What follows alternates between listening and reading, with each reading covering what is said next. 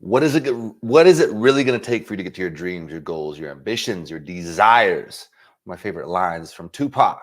And Tupac said, "There's levels to the game, dog." That's exactly right. There's levels to the game. In this video, I want to help you understand those levels, how you can climb those levels. If you haven't met yet, my name is Troy. My goal is to help you in life. So when you're moving towards your dreams, your goals, your ambitions, you're going to face roadblocks. You're going to face resistance along the way.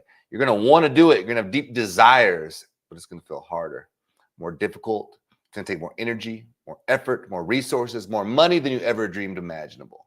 And that's just the reality of the situation. So the first thing we have to look at is the delusion that you might be existing in. And so you might think it's easy. We have to get clarity on what that actually takes to get there. You have to assess your own effort, your own talents, and the direction that you're heading. What you have access to, who you have access to, because the reality is, look, some people moving towards something have it much easier than somebody else, but that doesn't mean that they're going to get there. I'll share with you a little story. So back when I was a trainer, like a personal trainer, fitness trainer, all that stuff, I worked with a semi-professional basketball team, one of the G League's team. I can't remember. I don't know if they're still called the G League, the developmental league for the NBA. And I was like their head fitness trainer there. And one of the players on the team, his name was Jerry McNamara. Now, you've probably never heard of him. He never played in the NBA, but he started 4 years at Syracuse and won a national championship with Syracuse. He's a very, very good player. Made it to the developmental league. And I remember working with Jerry, and he wasn't the fastest. He wasn't by no means was he the tallest. In fact, he was quite short. But he was a leader for Syracuse, and he was in the developmental league. He was a leader there, and he's a very good player. But he's just like extremely under-talented for where he was at. And I remember one time after practice, like sitting down, I was clearing everything up, and he was sitting there stretching. And I remember looking over him like, damn, dude, like you are so flexible. Like, what the fuck? Like, how'd you get so flexible? And he told me that he's been doing this routine ever since he was in like whatever, middle school, high school, something like that. And what it was is after practice, he'd sit, he'd shoot a few more shots, and he'd stretch. And like his flexibility was ridiculous. And he talked to me about how he was never the most talented, and he always had to do the extra things. And he did very well. He was like a leader, one of the best players on that team. He is now the head coach of Siena. He just got hired this year as their head coach. He went on after playing overseas in Europe to then go be an assistant coach for Syracuse, and then now being the head coach at Siena, which is Siena is a very good basketball school.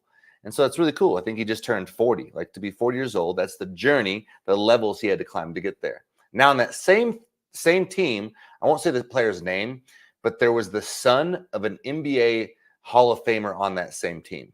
Okay, the son of an NBA Hall of Famer, very famous player. His son was on that same team. This kid was incredibly talented. Like, I saw him do some stuff on the basketball court that was phenomenal. Like, I remember, like, in particular, one dunk he had that was just like, dude, what? Like, how does someone do this? But his work ethic was horrendous. And you've never heard of this player. He never made it to the NBA either. And I don't know what he's doing now. I hope he's doing great. But all the talent in the world, but did not have the level of effort, desire, the same focus that Jerry had. And Jerry went on to make a career out of basketball in a variety of ways. So you have to ask yourself, where are you on this spectrum? Maybe you're not the most talented, and that's okay. It's going to take more effort, more desire, more focus. You're going to have to surround yourself with other people who are going to help you get there. And that's what I want to lead into is actually what are the factors that help you climb these levels? And the first one is just that. It's having mentors. And just think of a mentor as someone who can help you show you the shortcuts to success. Like, success truly does leave clues. And what you're doing in your journey is you're looking for those clues. Like, how do you do this? How do you solve that? Like, I remember when I first started my fitness journey as a business owner, I would go to these fitness events, and most of them are like average. They're okay at best, to be honest. Like, they were just kind of little, oh, do more exercises, more of this. I'm like, man, this is cool, but it's not really helping me. And I remember seeing a mentor who eventually became a mentor, a guy who was like talking to me about business and doing this and that. I'm like, man, yo, I need to learn this stuff. And, next thing I know, I was learning about systems and how to create this thing and how to do group training and whatever. But that was giving me clues on how to create more success. And so that was my first insight into, man, you always got to find people who are like 10, 5, 20 years further down the road than you, so you can understand and learn from those people. So I'm always actively looking for mentors. And in fact, I recently, I'm like, man, I need to get mentors in more areas of my life. Like, I consider myself like, fitness is easy for me, but it might be easier if I had a trainer. Like, why not? You know what I mean? Why not? Why don't I get a trainer in that area? Or maybe a mentor in this area, mentor. And I do have mentors, but again, I'm always looking for those mentors to help me out. So find those people that can help you shortcut your path to success. And when you develop those relationships, this is the really important part, is you want to, it's a very special relationship to have a mentor. And so you're not taking from them. This is really important, because oftentimes you'll see that person like, oh, yay, mentor me. And it's like this taking energy. What has really helped me is I'm always looking, how can I give? How can I add value to my mentor? What might they need? Right? When they share something with me, I take action on it. I show them that, hey, what you're sharing with me matters. Like, I'm listening, I'm here, I'm part of this journey. And so you're always looking to add value and create win-win situations with your mentor. What that's going to do is allow them, it's going to encourage them to kind of support you more along the journey. Because the reality is your mentors are probably going to be busy. They're going to have a lot going on. And they fall into what's called banner blindness. Like, a lot of people maybe are trying to get their attention. And if you're the person who's also looking to help them, hey, here's some ideas I had for you. I thought this might help you, or whatever it is, right? Then that's going to go a long way. And so look for those mentors who can help you accelerate your success. And when they share stuff with you, take action on it and let them know you take action on it. And that's going to like inspire them, right? Because they want to help. That's part of their journey as a mentor, is they're carving the path for others just like you to follow along in their footsteps. Now, as you go along this journey, you're moving along this journey towards whatever it is you want, right? It's personal growth, it's relationship growth, it's business growth, it's fitness growth, whatever it might be. You're going to notice that it's going to be challenging at times. You're going to feel like you're so far away from your goal. And then what's crazy is you get these little reminders. Somebody pops into your life or pops into your feed on Instagram, whatever, and you see this image of somebody who's already so successful at the thing you're trying to do. And you're like, damn, man, like, I'm way back here. Like, what the hell, dog? Like, this ain't it. This ain't working. You're going to have moments like that. But what do you do? In those moments, one thing that would be very helpful is to remind yourself of how far you've already come. So you look back, and I always do this. I'm like, all right, a year ago, where were you? Okay, boom, you're way further down the road. A year ago, where were you? 6 months ago, where were you? In multiple areas of my life, I'm just kind of reflecting like that. So it's showing me my growth. And then all you need to do is stay consistent, because you're on the path. You're on the path of progress. So maybe you want to lose weight, whatever it is. Cool, you're not where you want to be. You're frustrated right now, but look how far you've come. You've developed a habit. You've developed a new routine. Maybe you're working on your business, and it just, you're barely making any money with it. But look how far you've come. You got your LLC or your business license. You got things set up. Maybe you're building your online shop. That's pretty far. You know what I mean? A lot of people haven't even reached that point. So acknowledge where you have come already on your journey along the way. And remind yourself that it literally is consistency, just sticking with it time over time. And then what you're doing is you're tweaking the dial. You're just making adjustments. You're adding mentors in who are going to help you out. And you're getting much closer and closer to where it is you want to go. It's not that some people just have a magical formula and figure it out. Again, some people might have certain advantages, and that's just what it is. Okay, so recreate it for yourself if you don't have those same advantages. That's how you do it, right? And then you follow those things, and eventually, with consistency, you get to where you want to go.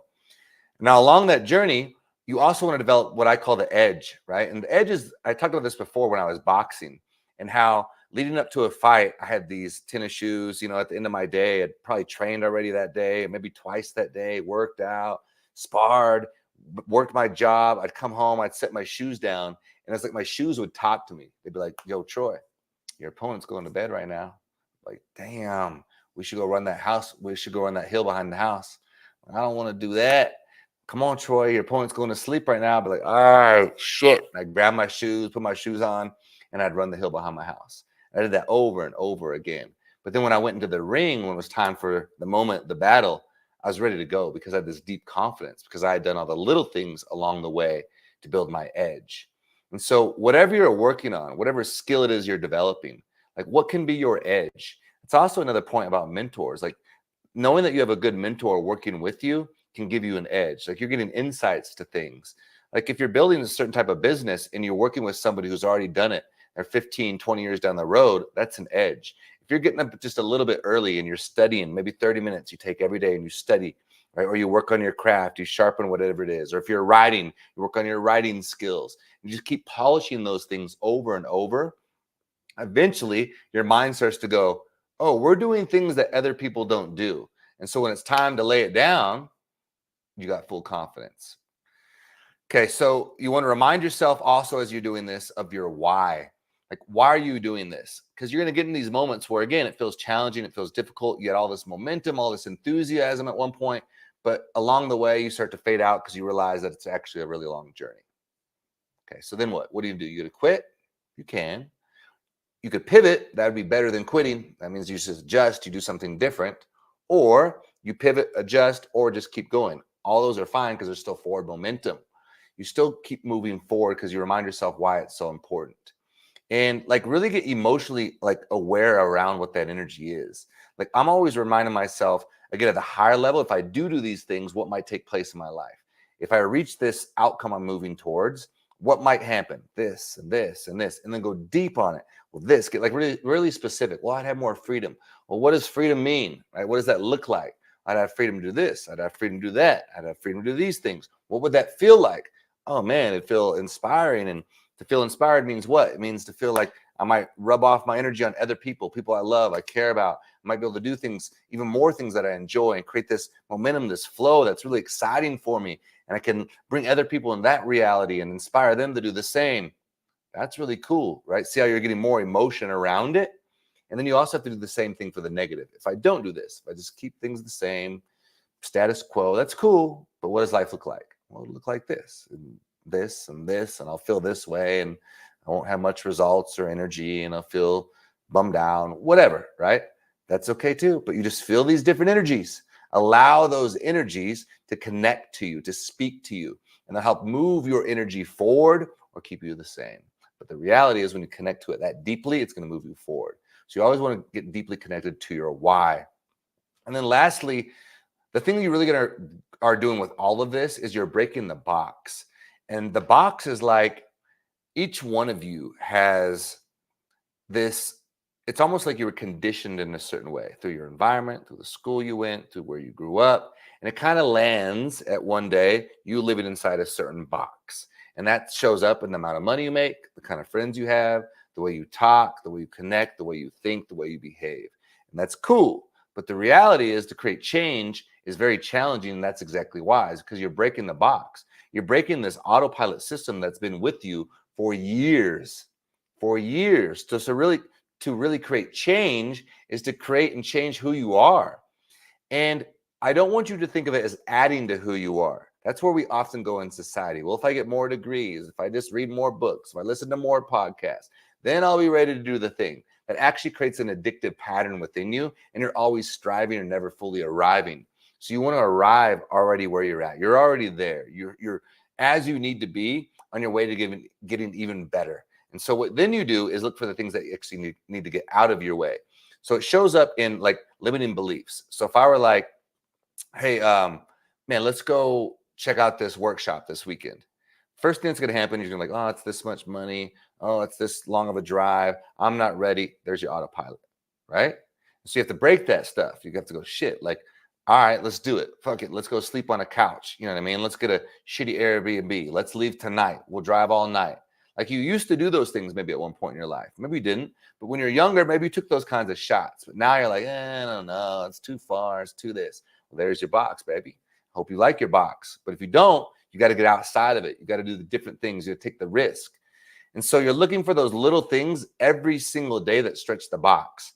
So if you wake up normally and you get up, you kind of mope around, you get your coffee, you read your freaking magazine, whatever, and then you do your workout, like maybe switch that up. Get up right away. Grab your shoes next to your bed. Go for a jog. And you just start to build. And each day you go another minute longer, another minute longer, another minute longer. And pretty soon you're running 20 minutes, 30 minutes. You've changed your reality, right?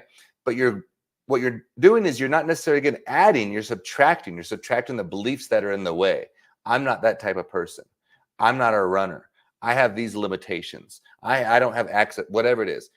It's all just bullshit. You have to keep looking to break those types of things. And you do it gradually and consistently, time over time, and it stretches your box. And then what happens is your mind opens up to other ideas and other insights. So maybe you do that running thing, right? You're getting up every day and running, and then pretty soon your brain is like, yo, why don't we hire a trainer like 2 days a week? Or why don't we start stretching out or go to yoga 1 day a week? And then pretty soon you're going to yoga a day a week and you're meeting new people while you're at yoga and they're inviting you to go hiking. And pretty soon you find yourself hiking. Next thing you know, you're on a camping trip or you're doing a 5K. You got a whole different reality taking place. Do you see how that starts to take place? It's actually by you doing the thing, by you stepping outside of your comfort zones, that the new reality takes place. But it's not by adding to who you are. It's by subtracting all the limitations that you've put on yourself or your box that has come through the conditionings, your environments throughout your childhood, even being an adult. So you're always looking to stretch that. So that, my friend, is how you climb the levels. And I want you to understand that there are many levels and don't compare along the way. You're just looking for your next step along the journey as you climb your levels. Allow yourself to grow, or else you're going to sabotage the moment. Allow yourself to be the type of person that is able to grow, is worthy of growth, is worthy of success, is worthy of whatever it is you're moving towards. You are worthy of that. I always think of it like God, the universe is like as if I'm a child and I'm talking to maybe my child. I want my kids to have the best. So I believe the universe, God, wants exactly the same for you.